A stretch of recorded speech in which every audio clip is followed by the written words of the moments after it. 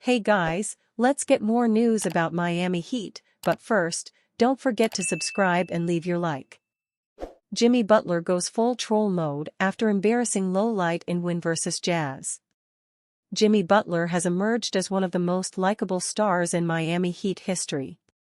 Aside from his ability to elevate his game when it matters most, he has also found plenty of ways to entertain fans.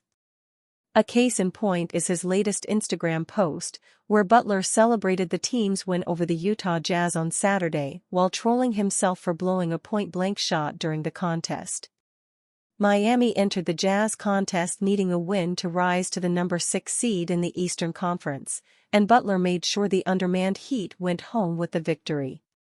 Playing without Tyler Herro for the fourth straight match and Kevin Love, who sat out Saturday due to a bruised heel, Miami defeated Utah 126-120. Butler led the team with 37 points, going 12-for-19 from the field. He would have been a bit more efficient had he not smoked the layup. It also seems the six-time All-Star has activated his playoff Jimmy mode. He had a game-high plus-minus of +14 against the Jazz and added 7 assists to supply Miami with a much-needed offensive boost a few days after the squad failed to reach the 100-point mark in its finals rematch versus the Denver Nuggets. With the triumph, the Heat remain one of the hottest teams in the East, having won 8 of their last 10 games.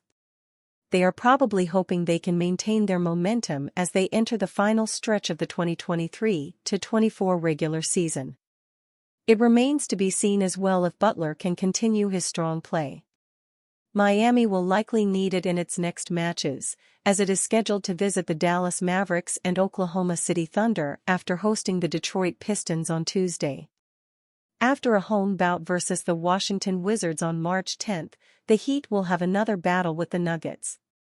Butler and the Heat have shown that they can do well in the postseason despite having to go through the play-in tournament. Last season, they entered the playoffs with the number 8 seed after going 1-1 in the tournament. Yet, they were able to reach the championship round. Even so, Miami might be better off getting a top 6 seed and outright playoff berth this time around. Miami Heat legend Tim Hardaway names his all-time starting 5. Former NBA star Tim Hardaway recently went on the podcast at the OGS show and spoke about his all-time starting 5 for the Miami Heat. Hardaway spoke with former Miami Heat players Udonis Haslem and Mike Miller about his all-time starting 5 for the franchise. It included himself, Dwayne Wade, LeBron James, Alonzo Mourning and Shaquille O'Neal. Hardaway said, "Oh man, Tim Hardaway, Dwayne Wade, I got to put LeBron, James, in there. I can't go nowhere without my buddy, Zoe, Alonzo Mourning, and Shaquille O'Neal." During Hardaway's time with Miami, he averaged 17.3 points, 7.8 assists, and 3.2 rebounds. Wade, who was considered the best player in Heat history, averaged 22.7 points, 5.6 assists, and 4.7 rebounds. James, who led the Heat to 2 titles in 2012 and 2013, averaged 26.9 points, 6.7 assists and 7.6 rebounds with the Heat. Mourning averaged 16.0 points, 1.1 assists and 8.1 assists, while O'Neal averaged 19.6 points, 2.1 assists and 9.1 rebounds. Hardaway was number 14 in the 1989 draft by the Golden State Warriors, where he played for 6 seasons and was an All-Star 3 times. He was later traded to the Miami Heat and was selected as an All-Star 2 more times playing in Miami. With the exception of James, all of the players are in the Hall of Fame. James will get in when he finally retires. Lakers source rips Darvin Ham's game plan versus Heat. "We couldn't do T against Miami zone, and we have LeBron." Darvin Ham is receiving criticism for the Los Angeles Lakers' struggles adapting, with one source saying the team couldn't do against the zone defense of the Miami Heat. "We couldn't do against Miami's zone, and we have LeBron James, the source told Lakers Daily's Anthony Irwin. After the game, it was all, "We gotta do this, players gotta do that." Not once did we hear about coaches not knowing what to do against a 2-3.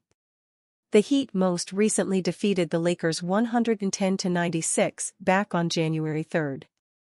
Miami also defeated Los Angeles 108-107 on November 6. In the January game, James managed to score just 12 points, despite playing more than 38 minutes. He shot 0-for-6 from three-point range. The Heat led by just 2 points early in the fourth quarter but put some solid runs together to take control. The Lakers made just 4 of their 33-point attempts in the game.